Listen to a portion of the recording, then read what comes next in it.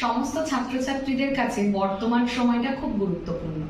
তার কারণ একাদশ শ্রেণীর প্রথম সেমিস্টার এবং দ্বাদশ শ্রেণীর তৃতীয় সেমিস্টারের পরীক্ষা আসন্ন। হাতে সময় রয়েছে তোমাদের কাছে মাত্র 17 দিন। এর মধ্যে যে নতুন পড়াগুলো বাকি আছে সেগুলোও তোমাদেরকে শেষ করতে হচ্ছে। তার পাশাপাশি যে বিষয়টার উপর তোমরা সব থেকে বেশি গুরুত্ব দেবে সেটা হচ্ছে রিভিশন।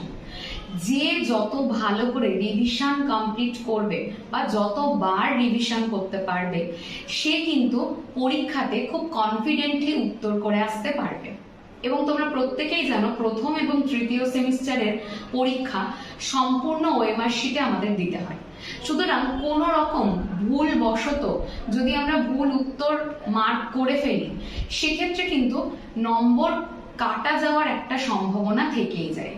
সেই জন্য নম্বর যাতে কোনোভাবে কাটা না যায় এবং তার সঙ্গে একদম যেন কনফিডেন্টলি প্রত্যেকটা প্রশ্ন পড়ে উত্তর করতে পারো, তার জন্য তোমাদের এই 17টা দিনে প্রয়োজন প্রচুর প্রচুর রিভিশন।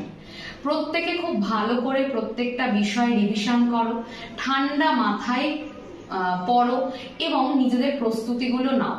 এই সময় অতিরিক্ত মানসিক চিন্তা করা আমাদের একদমই উচিত নয়।